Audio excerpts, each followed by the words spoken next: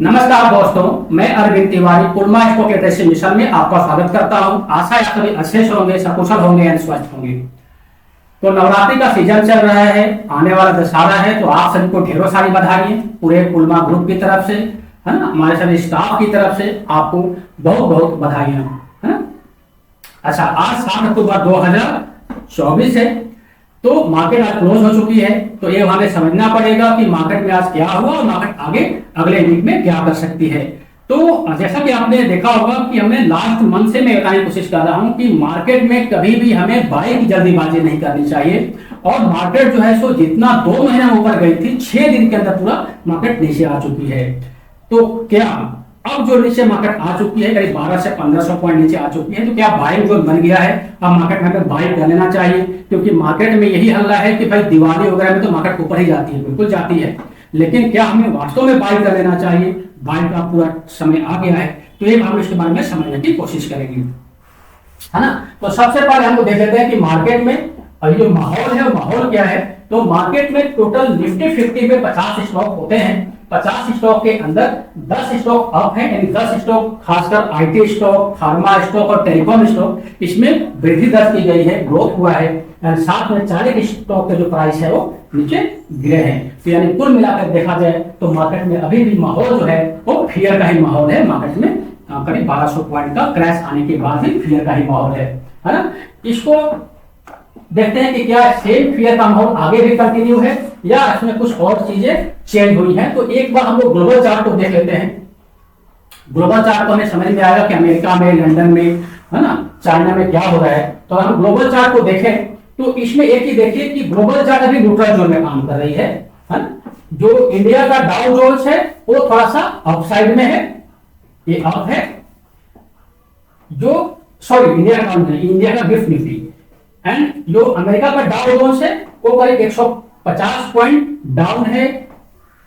Nasdaq 100 point down है, and जो London की मार्केट है वो रिकवरी कर रही है, करीब 1 पॉइंट अप है। तो डाउ जोन्स के लिए 100-150 पॉइंट डाउन होना या अप होना कोई मायने नहीं रखता। डाउ जोन्स ऐसे भी एक रेंज में काम कर रही है। तो कुल मिलाकर देखा जाए तो पूरा जो ग्लोबल मार्केट है वो जो है सो न्यूट्रल जोन में काम कर रही है। कोई खास बढ़त या कोई खास ऐसा उसमें नहीं है कि कोई हमें अग्रेशन इसमें समझ में आए। थोड़ा सा हम चार्ट अगर देखें, चार्ट देखने से थोड़ा आइडिया मिलेगा, हमें थोड़ा समझ में आएगी चार्ट से, है ना। अच्छा, कुछ चीज मैं बताऊंगा इसी वीडियो में कि आज का जो मार्केट है, आज का जो मार्केट है वो हूबहू 2020 का जो मार्केट क्रैश हुआ था उसको कॉपी कर रहा है। उसका इंडिकेशन कैसे हम देखेंगे, किस तरह से हम 2020 के मार्केट के चार्ट को आज के मार्केट के चार्ट को तुलना करके देखने की कोशिश करेंगे कि जो सेम चीज हुआ था 2020 में वो फिर सेम चीज हो सकती है 2025 में। तो मार्केट में हूबहू सेम चार्ट बन रहा है, सेम कॉपी हो रही है। सबसे पहले हम देख लेते हैं डॉलर के चार्ट को, तो उसमें हमें काफी मिल जाएगी कि आखिर डॉलर में क्या हो रहा है। डॉलर में ध्यान दीजिए, सॉरी डॉलर नहीं, डाउ जोन्स, हमें डाउ जोन्स है, पर डाउ जोन्स देख लेते हैं फिर डॉलर से बाहर देखेंगे। तो डाउ जोन्स में ध्यान दीजिए कि डाउ जोन्स में, ये डाउ जोन्स का फ्यूचर का चार्ट है, करीब 41,600 के आसपास एक ब्रेकआउट हुआ, राइट। ब्रेकआउट होने के बाद मार्केट जो है सो आगे चली गई 42,400 यानी 42,500 मान लेते हैं, 42,500 के आसपास यहां पे मार्केट जो है सो कंसोलिडेट कर रही है। मार्केट एक रेंज में यहां पे काम कर रही है। यहां पे एक बहुत बड़ी चीज आपको नजर आएगी कि अगर हम इस चार्ट को देखें तो देखिए, यहां पे देखिए कि मार्केट जो है यहां से नीचे आई,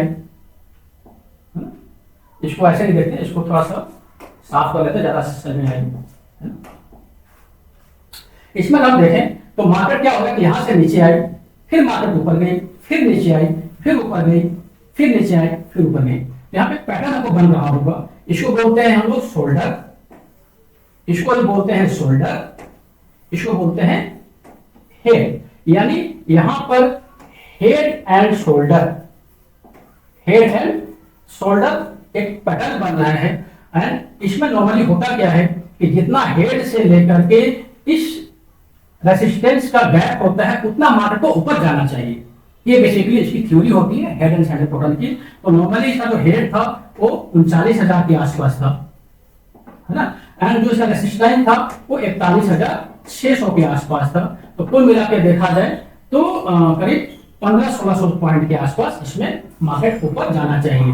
यानी 41,600 में हम 1500 पॉइंट जोड़ दें तो मोटा मोटी देखा जाए तो करीब 43,000 के आसपास, 43,000 के आसपास मार्केट को ऊपर की तरफ जाना चाहिए, ये इसका रूल बोलता है ना।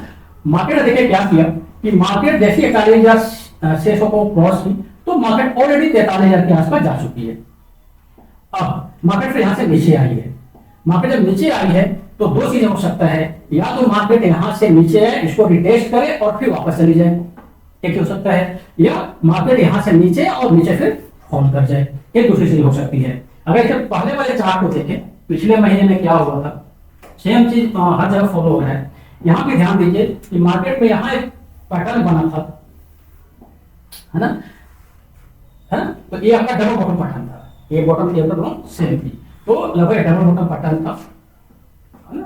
तो डबल बॉटम बोल सकते हैं या फिर 1 2 3 बोल सकते हैं, क्योंकि लगभग इसका जो लो था इसका लो था पूरा सेम नहीं था, तो इसको आप बोल सकते हैं 1 2 3 पैटर्न बोल सकते हैं। यानी इसको हम 1 बोलते हैं, इसको हम 2 बोलते हैं, इसको हम 3 बोलते हैं। तो एक 3 का ब्रेकआउट हुआ था, 3 के बाद ऊपर गई थी, तो लगा ऐसा कि मार्केट जो है सो यहां से करीब 1500 पॉइंट ऊपर जाएगी, लेकिन मार्केट ने आगे क्या किया कि मार्केट यहां जाती है, यहां से नीचे आती है, फिर ऊपर जाती है, फिर यानी 1 2 3 1 2 3 पैटर्न बना के मार्केट नीचे की तरफ आ जाती है। 1 2 3 पैटर्न क्या होता है, बहुत ही पावरफुल पैटर्न है। अगर आपने सीख लिया तो मार्केट बहुत ही आसान हो जाएगी समझने में, है ना। तो 1 2 3 पैटर्न का हमने वीडियो ऑलरेडी बनाया हुआ लास्ट वीक में, उसके बाद जरूर देखें चैनल पे जाके, है। तो सेम चीज यहां भी होता है कि अगर मार्केट ऊपर गई है, तो अगर हम इसको मान लेते हैं, इसको अगर मान लेते हैं कि हेड एंड शोल्डर पैटर्न है ना, तो अब अगर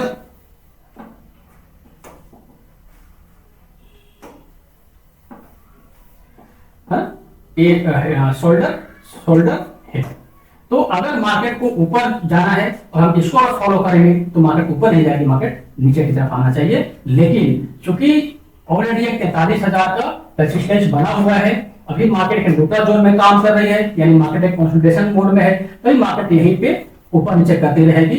यानी 42,000 से लेकर के 43,000 के बीच में अमेरिकन मार्केट जो है सो ऊपर नीचे काम करती रहेगी, है ना। अगर क्या होगा कि 43,000 के नीचे से मार्केट ने रिवर्सल दे दिया, अगर मार्केट यहां पर ऊपर जाती भी है और इसको क्रॉस नहीं करती, 43,000 को क्रॉस नहीं करती, उसके पहले ही मार्केट नीचे आ जाती है, तो यहाँ पे क्या हो जाएगा कि यहाँ पर एक 1 2 3 यहाँ पे 1 2 3 पैटर्न बन जाएगी। 1 2 3 पैटर्न बनने का मतलब कि मार्केट नीचे की तरफ आ जाएगी, एंड मार्केट का जो टारगेट होगा या तो यहाँ होगा या तो यहाँ, पहला टारगेट यहाँ हो सकता है जो कि करीब 41,600 का रेजिस्टेंस है, या अगर मार्केट में बहुत ज्यादा सेलिंग वॉल्यूम ज्यादा आ गया तो जो दूसरा टारगेट हो सकता है वो 40,300 के आसपास आ सकता है, यानी करीब 1500 पॉइंट के आसपास नीचे मार्केट आने का हमें लग रहा है कि अमेरिकन मार्केट और नीचे आ सकती है। लेकिन अभी जो है सो मार्केट 3-4 दिन के लिए हमें लगता है कि मार्केट ऊपर की तरफ ही रहेगी, क्योंकि अल्टीमेटली ये कंसोलिडेशन मोड में मार्केट काम कर रही है। अब हम देख लेते हैं डॉलर के चार्ट को देख लेते हैं, उसमें बड़ा एक और इंसिडेंट है। हम सबसे पहले में 2020 का डॉलर चार्ट हमने खोला है। 2020 में देखिए क्या हुआ था, तो हमें पास समझने में आसानी रहेगी अभी क्या हो रहा है। 2020 में क्या हुआ था, ये महीना था 2020 में अगस्त से लेकर के अगस्त 2019 से लेकर के मार्च 2020, यानी पूर्व कितना होता है, करीब होता है 7 महीने, 7 मंथ मार्केट ने क्या किया कि जो डॉलर थी, डॉलर का मतलब कि $1 इंडिया के कितने रुपए के बराबर होता है, तो सबसे जो लोएस्ट पॉइंट था वो 70 रुपए 55 पैसे, एंड जो हाईएस्ट पॉइंट था वो 72 रुपए 42 पैसे। यानी कि 7 महीने में $1 का रेट इंडियन रुपीज 70 रुपए 55 पैसे में देने से हमें डॉलर मिल रहा था या घटा, यानी ये इसका लोएस्ट रेट था, ये इसका हाईएस्ट रेट था। 7 महीना मार्केट ने इसी रेंज में काम किया। अब उसके बाद आया कोविड, यानी 2020 मार्च के आसपास कोविड आई थी, फरवरी एंड में आई थी। उसमें आप देखिए कि डॉलर में सुधार होता है। डॉलर इमीडिएटली इस जो रेंज था, जो कि हमारा 72 रुपया 42 पैसे था, उसको सुधार करता है, ऊपर की तरफ जाता है और हमारा जो डॉलर है वो महंगा हो जाता है रुपया के बलिश पर, और बहुत ही फास्ट जाता है।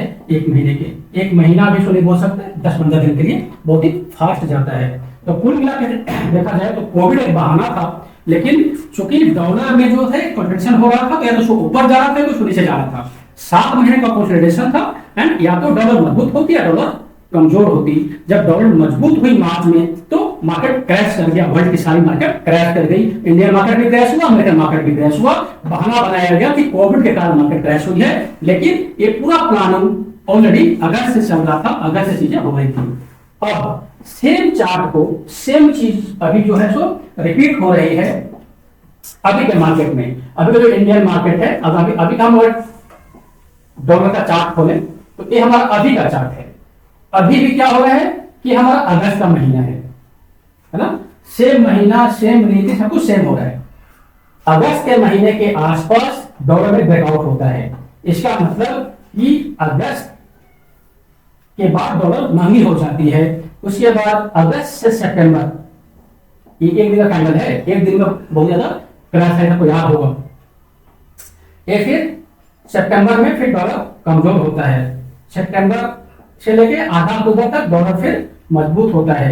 फिर सितंबर पूरा लगभग 10 सितंबर से लेकर के और 30 सितंबर के आसपास डॉलर कमजोर होता है, और 30 सितंबर के बाद डॉलर जो सो मजबूत होता है। यानी अगर यहाँ पे डॉलर मजबूत हुआ है तो इंडियन मार्केट में क्या हुआ था, मार्केट डाउन हुई थी, यानी मार्केट नीचे की तरफ आई है ना। अगर यहाँ पे डॉलर जो है सो गिरा है, इसका मतलब इंडियन मार्केट ऊपर की तरफ गई है। यहाँ पे डॉलर ऊपर हुआ तो इंडियन मार्केट नीचे की तरफ आई है। यहाँ मार्केट ऊपर की तरफ गई है, यहाँ मार्केट नीचे की तरफ आई होगी, है ना।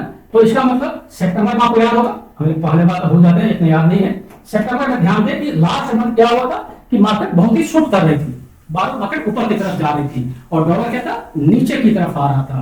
तो मैं बार बताने की कोशिश यही कर रहा था कि जो मार्केट ऊपर की तरफ जा रही है ना, तो उसमें कैंडल में स्ट्रेंथ नहीं है, कैंडल में कोई खास स्ट्रेंथ नहीं है, लेकिन चूंकि डॉलर हमारी कमजोर हो रही थी, इसलिए मार्केट को ऊपर की तरफ जाना ही था। और अभी 5-6 दिन में क्या हुआ है कि डॉलर जो है सो मजबूत होना शुरू हो गई, डॉलर मजबूत होना शुरू हो गई एंड डॉलर फिर सेम 84 रुपए के आसपास चली गई। तो 5-6 दिन में मार्केट में क्रैश आ गया है। तो डॉलर से बड़ा एक रिलेशन है। अब अगर हम उस वाले चार्ट को, 2020 वाले चार्ट को इस चार्ट से कंपैरिजन करें, तो अगस्त में सेम चीज स्टार्ट हुआ था और क्रैश आई थी मार्च में। इसका मतलब 7 महीने का गैप था। यहाँ भी अगस्त 2024 में चीजें स्टार्ट हुई हैं, तो हमें लगता है कि मार्च 2025 में एक बहुत बड़ा क्रैश अवेटेड है, जो आना ही आना है अगर इस चार्ट को फॉलो किया जाए। और लगभग हर 4 साल के बाद, 4 साल के बाद एक क्रैश तो आती ही आती है। 2008 में हुआ था, 2016 में हुआ था, 2024 में हुआ था, 2020 में हुआ था, यानी 8 से लेकर 16 के बाद 2020, 20 के बाद 8 के बाद 12 था, 12 के बाद 16 था, 16 के बाद 20 था, 20 के बाद 24। यानी हर 4 साल में एक क्रैश तो आती है। इस साल का क्रैश अवेटेड है, तो हमें लगता है कि उस चार्ट को फॉलो करें तो अगस्त में सेम चीजें स्टार्ट हो कि डॉलर एक ही रेंज में काम कर रही है, तो अगले साल 2025 मार्च के आसपास एक क्रैश, यानी फरवरी एंड और मार्च के आसपास एक क्रैश तो अवेटेड है, जो आना ही आना है। तो क्या अभी हमें मार्केट से दूर हो जाना चाहिए या मार्केट में बने रहना चाहिए? तो अभी देखिए क्या है कि मार्केट एक दायरे में काम करती रहेगी। नॉर्मली जो दायरा होगा वो 26,500 से लेकर के और 22,500, ये 4,000 पॉइंट का दायरा है। इसी दायरे में मार्केट काम करती रहेगी, ऊपर जाएगी नीचे जाएगी, ऊपर जाएगी नीचे जाएगी। क्रैश का मतलब होता है कि मार्केट एक बार ही 10%, 15% नीचे मार्केट क्रैश कर जाए, है ना। तो अगर देखा जाए तो अभी क्या है कि हमें अगले 5 से 6 महीने थोड़ा सा सतर्क रहने की जरूरत है। लेकिन ऐसा नहीं कि हम 5 से 6 महीने कुछ काम ही ना करें, ऐसा तो नहीं हो सकता ना कि हम कुछ काम ना करें, है ना। तो अब हम पता देखते हैं, अब पूरा सिनेरियो हमने समझ गए होंगे कि अभी क्या हो रहा है कि मार्केट में थोड़ा सा 2020 का पैटर्न फॉलो हो रहा है अब देखिए यहाँ पे क्या होगा, अब यहाँ पे क्या होगा, इसी डॉलर को हम उदाहरण लेकर देखा जाए। होगा क्या कि यहाँ पे डॉलर है करीब ये 84 रुपीज के आसपास है डॉलर, है ना। यहाँ पे एक पैटर्न बना है हेड एंड शोल्डर, जैसे कि हमने अभी डाउ जोन्स में देखा था। ये हम इसको बोलते हैं हेड, सॉरी इसको बोलते हैं हम शोल्डर। ये शोल्डर हो गया, ये हेड हो गया। तो यहाँ पे एक शोल्डर बना जरूरी है, यानी अभी जो डॉलर है वो नीचे की तरफ आएगी। अगले 5 से 6 दिन में डॉलर जो है नीचे की तरफ आएगी और करीब 83.75 के आसपास आने के बाद डॉलर मजबूत हो जाएगी। तो अगर ये ऐसा होता है तो यहाँ पे बन जाएगा शोल्डर। तो अगर डॉलर नीचे की तरफ आएगी तो ये लाजमी होगा कि इक्विटी को ऊपर की तरफ जाना होगा, यानी शेयर मार्केट को मजबूत होना होगा। तो ऐसा नहीं हो सकता कि डॉलर नीचे है और शेयर मार्केट भी नीचे है, ऐसा कभी नहीं होता। अगर डॉलर नीचे आएगी, एक डॉलर कमजोर होगी तो मार्केट ऊपर की तरफ जाए नहीं जाएगा। तो एक बार वो चार्ट देख लेते हैं क्या सिनारियो बन सकता है, क्योंकि हमने डॉलर समझ लिया कि डॉलर भी थोड़ा सा और कमजोर होगी यहाँ से। तो एक बार देख लेते हैं कि निफ्टी में क्या हो रहा है, क्या सेम चीज निफ्टी में भी फॉलो हो रही है। जो डॉलर के चार्ट में लग रहा है कि डॉलर कमजोर हो जाएगी, बिल्कुल निफ्टी में भी सेम चीज। निफ्टी का डेली चार्ट है, अगर फर्स्ट हम बड़ा करते हैं एक बार तो आखिरी में समझ में आ जाएगी, है ना। यहां पे ध्यान दीजिएगा कि यहां पे क्या हो रहा है कि अगर हम यहां से देखें, यहां से देखें, है ना, ये हमारा लेवल है 25,400 के आसपास। अभी निफ्टी कहां है, 24,800 के आसपास। हाई कहां बना था, 26,200 के आसपास, राइट। कितना क्रैश हुआ है, करीब 1200 से 1400 पॉइंट क्रैश हुआ है। अभी हमें क्या लग रहा है, क्योंकि यहां पे ना बहुत ही सपोर्ट जोन है यहां पर, और इस सपोर्ट जोन पे ऑलरेडी एक बार, 2 बार, 3 बार, तो यहां पर टूट गई थी, 1 बार, 2 बार, एक तीसरा अटेम्प्ट हो रहा है। तीसरा अटेम्प्ट में क्या होता है कि नॉर्मली अगर कोई बहुत ही मेजर सपोर्ट होता है तो चौथे अटेम्प्ट में वो सपोर्ट टूटता है ना। जब भी सपोर्ट और टूटना होता है तो नॉर्मली चौथे अटेम्प्ट में टूट जाता है। तो हमारा एक सपोर्ट है, दूसरा सपोर्ट है, तीसरा सपोर्ट है। तो अभी हमें क्या लग रहा है, अभी जो हमें समझ में आ रहा है कि मार्केट को तो नीचे जाना ही जाना है, क्योंकि मार्केट ऑलरेडी नीचे का अपना मूव बना चुकी है, इसमें कोई इफन बट तो है ही नहीं, है ना। क्योंकि यहाँ पे डाइवर्जेंस भी हो रहा है, इन्वेस्टमेंट नीचे की तरफ आ रही है, मार्केट ऊपर की तरफ जा रही है, यानी मार्केट में डाइवर्जेंस है तो मार्केट को नीचे ही आना है। लेकिन अभी 4-5 दिन क्या हो सकता है, फिर से ट्रैक किया जाएगा आम लोगों को, आम जनता को, जैसे पहले ट्रैक किया गया कि यहाँ पूरा लगा जाने में 2 महीने और आने में लगा 6 महीने, यानी यहाँ से यहाँ पहुंचने में थोड़ा थोड़ा लोगों से पैसा निकाल के लोगों ने खरीदवाया गया, मार्केट में माल को खरीदवाया गया। यहाँ से यहाँ पहुंचने में यानी 24,800 से 26,200 जाने में 2 महीना लगता है और 6 दिन के अंदर मार्केट क्रैश कर जाती है। तो लोगों को मौका नहीं मिला होगा कि अपना पैसा मार्केट से निकाल पाए। अब क्या होगा, एक बार फिर ट्रैक किया जाएगा, लोगों को ट्रैक किया जाएगा, एंड वहां पर होगा क्या कि यहां से मार्केट जाएगा ऊपर की तरफ, क्योंकि डॉलर भी इंडिकेट कर रहा है ना। तो मार्केट जाएगी यहां से ऊपर की तरफ, यानी यहां पे एक हेड एंड शोल्डर का पैटर्न बन जाएगा, है ना। देखा जाए तो ये हमारा हेड हो गया, ये हमारा एक शोल्डर है, यानी अगर देखा जाए तो हमारा दूसरा शोल्डर अवेटेड है,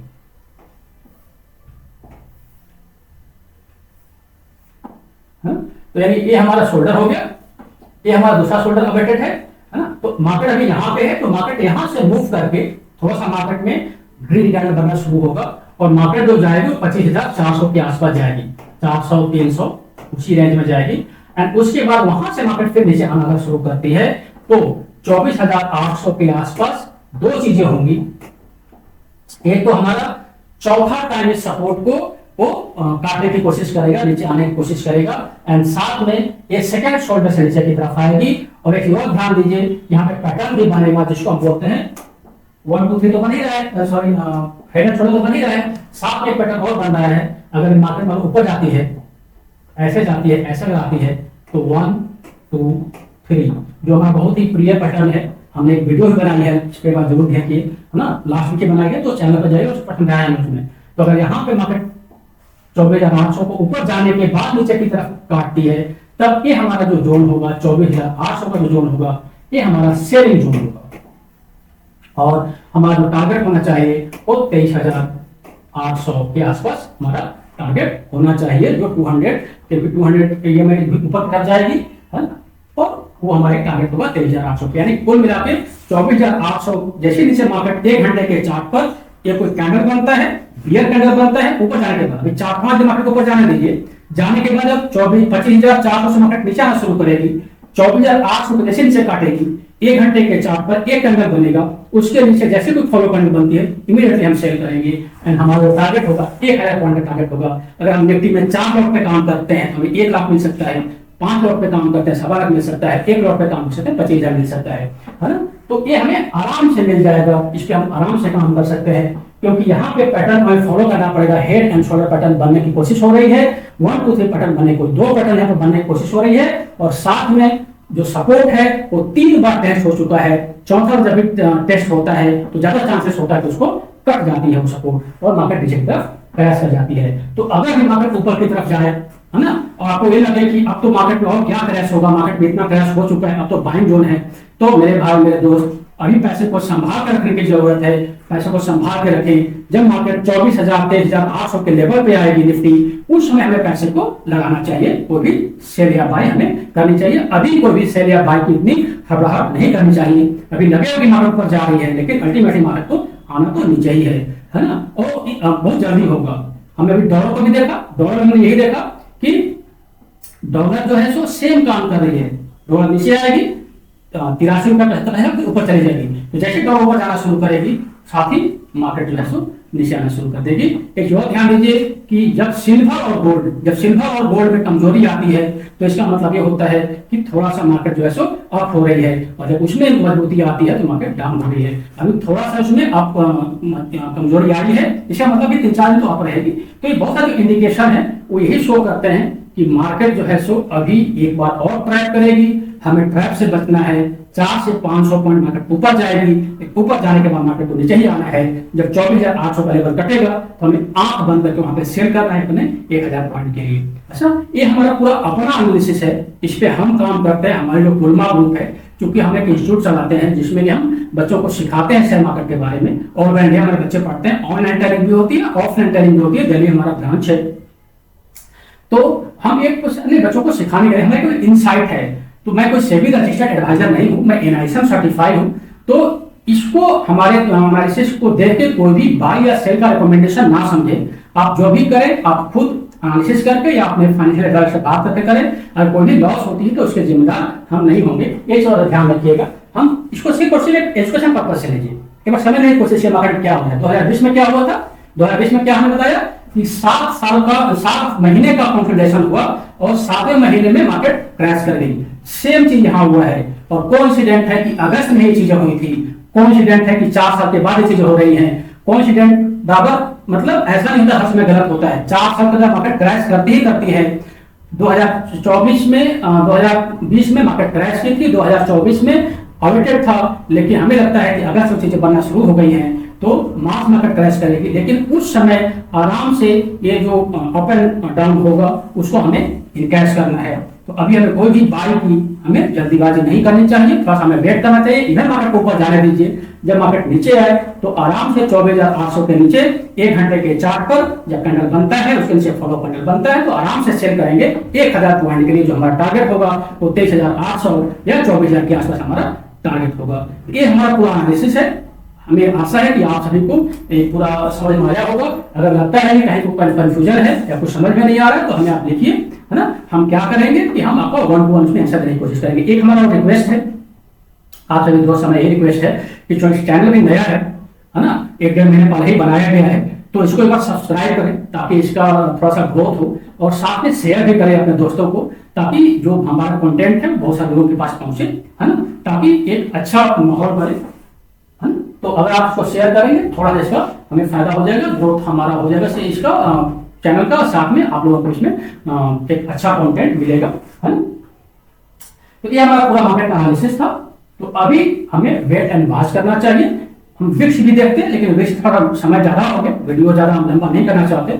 विक्स में भी क्या हो रहा है कि विक्स अभी 15 के आसपास है, राइट। तो जो विक्स होता है, इंडिया विक्स होता है, नॉर्मली जब 14 से ऊपर जाना शुरू करता है तो मार्केट में डाउन ट्रेंड की वो शुरुआत मानी जाती है, और जब विक्स 17 से ऊपर चला जाएगा तो मार्केट में क्रैश की संभावना बनती है। अभी विक्स जो है सो 15 के पास है, तो 2 पॉइंट दूर है और वहां पे सपोर्ट रेसिस्टेंस भी है।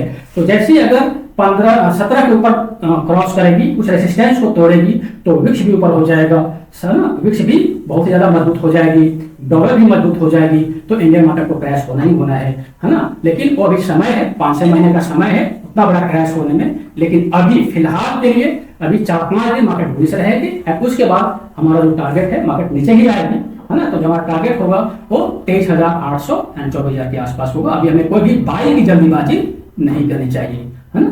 ओके, थैंक यू, जय हिंद, जय भारत।